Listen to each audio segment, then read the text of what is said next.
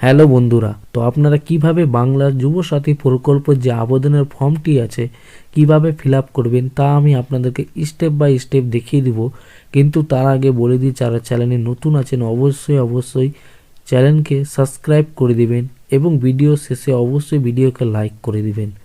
তো ফর্মটি আপনারা দেখতে পাচ্ছেন আমি ওপেন করে নিয়েছি। এই ফর্মটি আপনাদেরকে ফিল আপ করতে হবে। কিভাবে করবেন তার আগে বলে দিই, এখানটা আপনাদেরকে একটা কালার পাসপোর্ট সাইজ ফটো এখানে আপনাদেরকে সাটিয়ে দিতে হবে এবং উপরের সাদা অংশে অবশ্যই সিগনেচার করে দিবেন।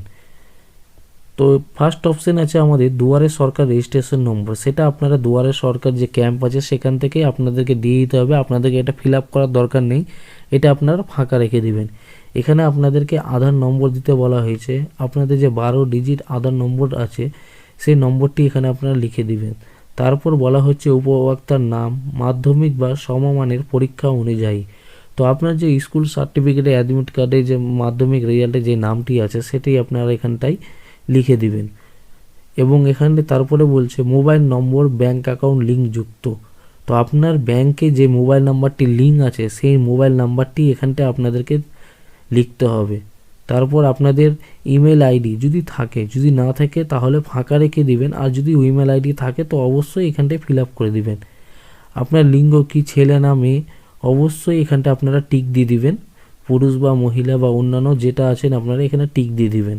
তারপর এখানটায় বলছে জন্ম তারিখ, তো আপনার ডেট অফ বার্থ কি সেটা আপনারা এখানটায় লিখে দিবেন। এখানে ডেট অফ বার্থ লেখার পর অবশ্যই এখানে বলেছে 1/4/2024 তারিখের বয়স অনুযায়ী আপনার কত বছর এখানটা অবশ্যই এখানটা আপনারা লিখে দিবেন। এই ফর্মের আবেদনের বয়স হচ্ছে 21 থেকে 40। 21 থেকে 40 হলেই আপনারা আবেদন করতে পারবেন, না হলে আপনাদের আবেদন হবে না। এখানে আপনার পিতার নাম কি, ফাদার্স নেম, সেটা আপনারা এখানে লিখে দিবেন। তারপর বলছে মাদার নেম, মাতার নাম কি এখানটা আপনারা লিখে দিবেন। আপনার যদি বিয়ে হয়ে থাকে তো স্বামী বা স্ত্রীর নাম এখানটা আপনারা লিখে দিবেন। আপনার ক্যাটেগরি কি তপশিল জাতি না তপশিলি উপজাতি না ওবিসি বা অন্যান্য, সেটা আপনারা যদি আপনাদের কাস্ট সার্টিফিকেট থাকে এসটি এসসি ওবিসি তাহলে এখানটা আপনাদের সার্টিফিকেট নম্বরটি আপনারা এখানটা লিখে দিবেন। আর যাদের জেনারেল আছেন তো অবশ্যই এখানে আপনারা টিক দিয়ে দিবেন জেনারেলে, আর এখানে সার্টিফিকেট নম্বর নাই তাহলে আপনাদেরকে দিতে হবে না।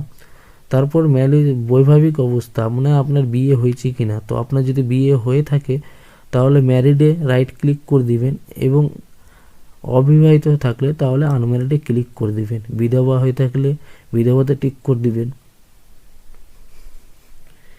তারপর বলছে এখানটায় কন্ট্যাক্ট ডিটেল, তো আপনার যে বাড়ির নম্বরটি সেই নম্বরটি আপনারা দিয়ে দিবেন যদি থাকে, নাহলে দেওয়ার দরকার নেই।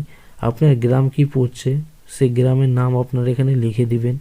আপনার পোস্ট অফিস কি পড়ছে, আপনার গ্রাম পঞ্চায়েত বা ওয়ার্ড নাম্বার কি সেটা আপনারা এখানটায় লিখে দিবেন। তারপর ব্লক পৌরসভা, আপনার ব্লক বা মিউনিসিপ্যালিটি কি পড়ছে সেটা আপনারা এখানে লিখে দিবেন। তারপর পুলিশ স্টেশন আপনার থানা কি পড়ছে সেটা তারপর এখানে লিখে দিবেন। আপনার ডিস্ট্রিক্ট কি পড়ছে, আপনার পিনকোড আর স্টেট ওয়েস্ট বেঙ্গলি এখানটায় টাইপ করা আছে, অবশ্যই আপনারা দেখতে পাচ্ছেন। তো এইভাবে করে প্রথম পেজটি আপনারা ফিল আপ করে দিবেন। তারপর দ্বিতীয় পেজে যখন যাবেন, দ্বিতীয় পেজে বলছে মাধ্যমিক বা সমতুল্য পরীক্ষার বিবরণ। তো আপনার মাধ্যমিকে যে অ্যাডমিট কার্ডের রোল নাম্বার সেটা আপনারা এখানে লিখে দিবেন। এখানে রোল লিখবেন, এখানে নাম্বার লিখবেন, কত সালে আপনারা মাধ্যমিক দিয়েছেন সেই সালটি আপনারা এখানে লিখে দিবেন। আপনি কোন বোর্ড থেকে দিয়েছিলেন, WBBSC না CBSC না ICSC না WBBME মানে মাদ্রাসা এডুকেশন, সেটা আপনারা এখানে টিক দিয়ে দিবেন। তারপর বলছে শিক্ষাগত যোগ্যতা সর্বোচ্চ, মানে আপনি কতদূর পড়াশোনা করেছেন। আপনি যদি শুধু মাধ্যমিক দিয়ে থাকেন তাহলে এখানে মাধ্যমিক লিখে দিবেন। আপনি যদি এইচএস পর্যন্ত পড়াশোনা করে থাকেন তাহলে এইচএস দিবেন। আপনার যদি BMA করা থাকে বা MA করা থাকে সমস্ত তথ্য আপনার সর্বোচ্চ শিক্ষা যোগ্যতা এখানটা আপনারা লিখে দিবেন। আপনি এখন কি করেন, আপনি এখন স্টুডেন্ট আছেন না কাজ করেন, যদি কাজ করে থাকেন তো সেই কাজটির বিবরণ এখানটা আপনারা লিখে দিবেন। আর যদি স্টুডেন্ট হয়ে থাকেন বা বেকার হয়ে থাকেন সেটা আপনারা এখানে লিখে দিবেন। তারপরে ব্যাংক অ্যাকাউন্ট ডিটেল, এখানটা আপনার ব্যাংকের ডিটেল চেয়েছে, অবশ্যই আধার কার্ডের সাথে লিঙ্ক থাকা যুক্ত ব্যাংকের অ্যাকাউন্ট দিবেন, না হলে আপনাদের টাকা ঢুকতে অসুবিধা হবে, ঢুকবে না। অবশ্যই অবশ্যই আধার লিঙ্ক ব্যাংক দিতে হবে, ব্যাংক ডিটেল মনে রাখবেন। এখানে আপনার যে ব্যাংকের নাম আছে সেটা আপনারা এখানে লিখে দিবেন। আপনার ব্রাঞ্চ নেম মানে আপনার শাখা বা ব্রাঞ্চ কি পড়ছে সেটা আপনারা এখানে লিখে দিবেন। আপনার যে ব্যাংক অ্যাকাউন্ট নাম্বার সেটা আপনারা এখানে লিখবেন। তারপরে আইএফসি কোড, আইএফসি কোডটি অবশ্যই ভালো মতো দেখে নেবেন এবং ভালো মতো দেখে আপনারা এখানে লিখে দিবেন। তারপরে বলছে অন্য কোনো সরকারি সাহায্য পান কি না রাজ্য সরকার প্রদত্ত শিক্ষাগত সুবিধা বা বৃত্তি ছাড়া। যদি অন্য কোনো সহযোগিতা বা কিছু পান তাহলে এখানে এস করে দিবেন, আর যদি না পেয়ে থাকেন তাহলে এখানে না করে দিবেন। আইয়ে রাইট ক্লিক করেন তাহলে অবশ্যই এখানে ডিটেলটি দিয়ে দিবেন কোন সুবিধা পান। কোনো রকম যদি স্কলারশিপ পান তাহলেই আপনারা এই ফর্ম ফিল আপটি করতে পারবেন। আর যদি কোনো রকম লক্ষ্মী ভাণ্ডার বা কোনো স্কিম পেয়ে থাকলে আপনারা এই ফর্মের আবেদন করলে আপনাদের টাকা ঢুকবে না, অবশ্যই অবশ্যই মনে রাখবেন। তো আমি বলবো এখানটায় নাই রাইট ক্লিক করতে, আপনারা না ক্লিক করে দেবেন, নাই রাইট ক্লিক করে দিবেন। তারপরে সমস্ত ফর্ম ফিল আপের পর আপনাদেরকে ডকুমেন্টসগুলো দিতে হবে। অবশ্যই অবশ্যই ডকুমেন্টসে আপনাদেরকে বলে দিয়েছে সেলফ অ্যাটেস্টেড ফটো কপিজ দিতে বলেছে। অবশ্যই অবশ্যই ডকুমেন্টসগুলো ফটো কপি যে দিবেন সেটাতে অবশ্যই সিগনেচার করে দিবেন। তো আপনি যদি মাধ্যমিকের অ্যাডমিট কার্ড দিয়ে দিবেন সেটাতে রাইট ক্লিক, এখানে যে ফাঁকা বক্সটি আছে সেখানে রাইট ক্লিক করে দিবেন। আপনার মাধ্যমিক পরীক্ষার মার্কশিট যে রেজাল্ট আছে সেটার জন্য আপনারা যে জেরক্স দিবেন সেখানে সাদা অংশটাতে রাইট ক্লিক করে দিবেন। আপনার আধার কার্ড দিতে হবে, কপি অফ আধার কার্ড, আধার কার্ডের কপি দিবেন, এখানটায় একটা রাইট ক্লিক করে দিবেন। ভোটার কার্ডের কপি দিবেন, এখানটায় রাইট ক্লিক করে দিবেন।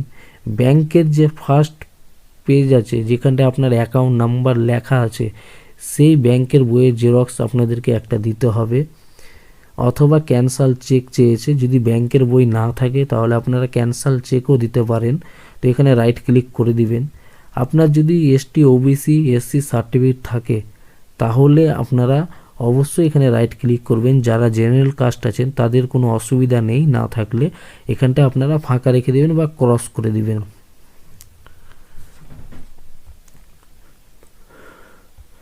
তারপর এখানে সেলফ ডিক্লারেশন স্বঘোষণা, আমি এত দ্বারা ঘোষণা করছি যে আমি পশ্চিমবঙ্গের স্থায়ী বাসিন্দা, আমি অদ্যাবধি একজন বেকার এবং আমি পশ্চিমবঙ্গ সরকারের কোনো সামাজিক নিরাপত্তা প্রকল্প বা কোনো ভাতার আওতায় সাহায্য পাচ্ছি না।